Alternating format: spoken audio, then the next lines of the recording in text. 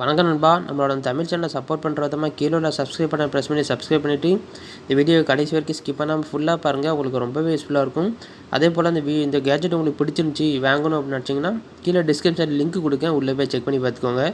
இன்றைக்கி நம்ம எதை பற்றி பார்க்க போகிறோம் அப்படின்னு சொல்லி பார்த்தீங்கன்னா, PTronல ஒரு அட்டகாசமான இயர்பட்ஸ் ஒன்று போட்டிருக்காங்க.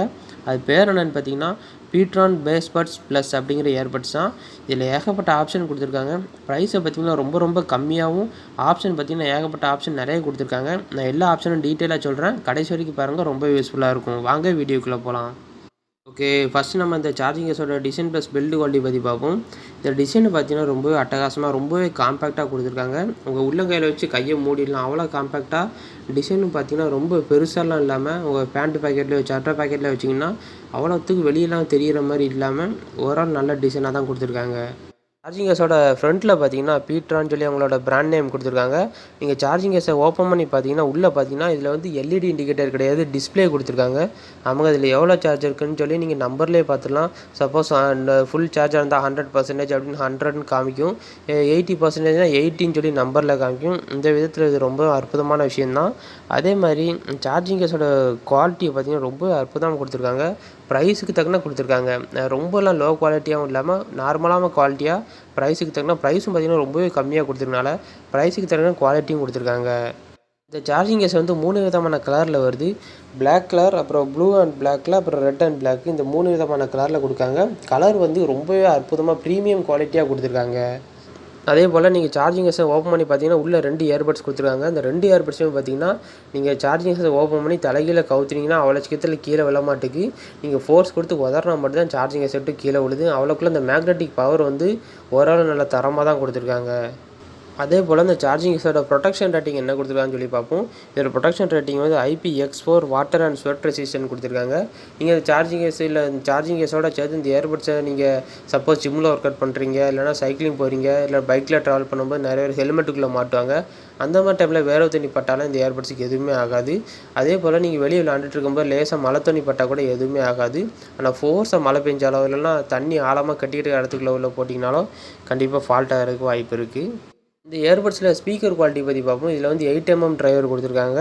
அது மட்டும் இல்லாமல் இந்த ஸ்பீக்கர் வந்து ரொம்பவே அற்புதமாக டீப் பேஸாக இருக்குன்னு சொல்லியிருக்காங்க. பேஸில் வரைக்கும் இந்த இயர்பட்ஸ் வந்து ரொம்பவே யூஸ்ஃபுல்லாக இருக்குன்னு வேறு சொல்லியிருக்காங்க.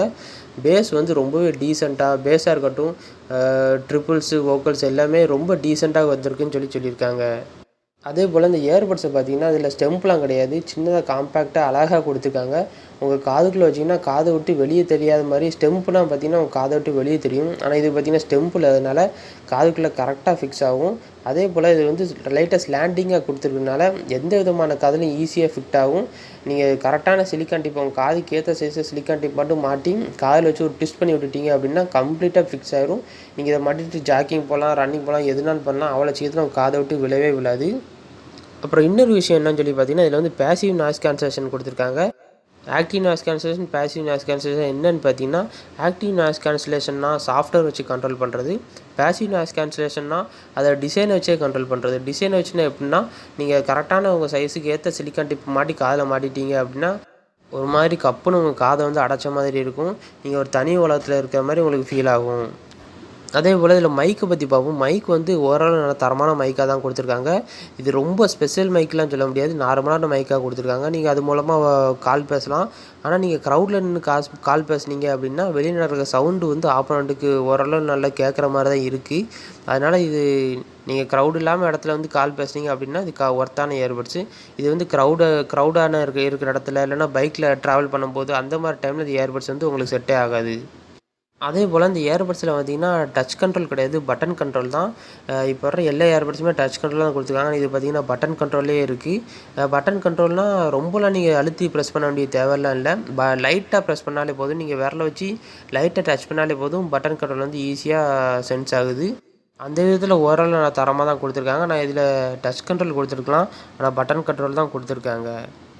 அதே போல் இதில் ப்ளூடூத் வெர்ஷன் சொல்லி பார்ப்போம். இதில் ப்ளூடூத் வெர்ஷன் பார்த்திங்கன்னா 5.0 கொடுத்துருக்காங்க. அதுவும் கனெக்டிவிட்டி ரேஞ்சும் பார்த்திங்கன்னா 10 மீட்டர் டிஸ்டன்ஸ் வரை கொடுத்துருக்காங்க. நீங்கள் 10 மீட்டர் டிஸ்டன்ஸில் ப்ளூடூத் சப்போர்ட் ஆகிற எந்த ஒரு கேஜெட்டையும் இந்த இயர்பட்ஸை நீங்கள் கனெக்ட் பண்ணி பாட்டு கேட்கலாம், படம் பார்க்கலாம், எதுனாலும் பண்ணலாம். எந்த ஒரு லேகிங்கோ ட்ராகிங்கோ எதுக்கும் இருக்காதுன்னு சொல்லியிருக்காங்க. அதே போல் இது அட்வான்ஸ் ஆப்ஷனாக என்னென்னு கொடுத்துருக்காங்க பார்த்தீங்கன்னா லோ பவர் கன்சப்ஷன் கொடுத்துருக்காங்க. நீங்கள் ப்ளூடூத் கனெக்ட் பண்ணி இருக்கிறதுனால உங்கள் மொபைல்லையோ கேஜெட்லேயோ அவ்வளோ இதில் சார்ஜும் கம்மியாகாது. அப்புறம் அந்த சார்ஜிங்கஸோட பேட்டரி கெப்பாசிட்டி பற்றி பார்ப்போம். ஒரு பேட்டரி வந்து 400 மில்லி ஆம்பவர் பேட்டரி கொடுத்துருக்காங்க. நீங்கள் சார்ஜிங்கஸை வந்து ஒரு தடவை ஃபுல் சார்ஜ் பண்ணிட்டீங்க அப்படின்னா 12 மணி நேரம் வரைக்கும் நீங்கள் கண்டினியூஸாக ப்ளேபேக் டைம் இருக்குன்னு சொல்லியிருக்காங்க. நீங்கள் பாட்டு கேட்டுக்கலாம், படம் பார்த்துக்கலாம், எதுனாலும் பண்ணிக்கலாம். அதே போல் நீங்கள் இயர்பட்ஸை மட்டும் தனியாக வெளியடிச்சு பாட்டு கேட்டிங்க அப்படின்னா 4 மணி நேரம் ப்ளேபேக் டைம் இருக்குன்னு சொல்லியிருக்காங்க. இதில் பேட்டரி பார்த்திங்கன்னா 40 மில்லி ஆம்பவர் பேட்டரி கொடுத்துருக்காங்க.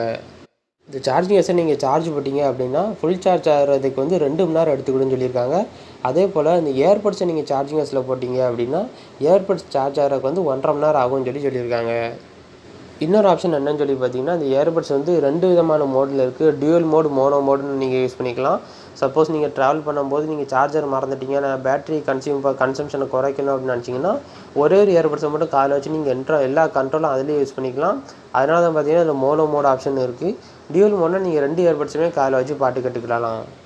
அதே போல் இந்த இயர்பட்ஸ் வந்து சார்ஜிங் போர்ட் வந்து மைக்ரோ யூஎஸ்பி தான் கொடுத்துருக்காங்க, டைப் சி கிடையாது. அவங்க மைக்ரோ யூஎஸ்பி கொடுத்ததுனால நீங்கள் கரெக்டாக பார்த்து தான் சார்ஜ் போடணும். எக்குதப்பா சார்ஜரை மாற்றிட்டீங்க அப்படின்னா பின்னு கண்டிப்பாக டேமேஜ் ஆகிறதுக்கு வாய்ப்பு இருக்குது. ஆனால் டைப் சி தான் பார்த்தீங்கன்னா பெஸ்ட் ஆப்ஷன். நீங்கள் டைப் சி கண்ணை மூடிட்டு சார்ஜர் மாட்டினா கூட எந்த ஒரு டேமேஜும் அவ்வளோ சீக்கிரத்தில் ஆகாது. ஆனால் இந்த இயர்பட்ஸில் பார்த்தீங்கன்னா மைக்ரோ யூஎஸ்பி தான் கொடுத்துருக்காங்க. நீங்கள் அந்த புதுசாக சார்ஜிங் கேஸ் வாங்கும்போது உள்ளே என்னெல்லாம் இருக்குன்னு சொல்லி பார்த்தீங்கன்னா சார்ஜிங் கேஸ் வித் இயர்பட்ஸ் இருக்கும். அப்புறம் நல்ல குவாலிட்டியான மைக்ரோ யூஎஸ்பி கேபிள் இருக்கும். அப்புறம் பார்த்தீங்கன்னா 3 விதமான சைஸில் சிலிக்கான் டிப் இருக்கும். அப்புறம் புக்லெட்ஸ், அப்புறம் வாரண்டிக்காக கூட கொடுத்துருப்பாங்க. இந்த வீடியோ கடைசி வரைக்கும் பார்த்ததுக்கு ரொம்ப நன்றி. மறக்காமல் நம்ம சேனலை சப்ஸ்கிரைப் பண்ணிட்டு பார்க்கணும்பா, உங்களுக்கு ரொம்ப யூஸ்ஃபுல்லாக இருக்கும். இதே போல் நான் வேறு ஒரு கேட்ஜெட்டோட நெக்ஸ்ட் வீடியோ சந்திக்கிறேன். அது வரைக்கும் பாய்.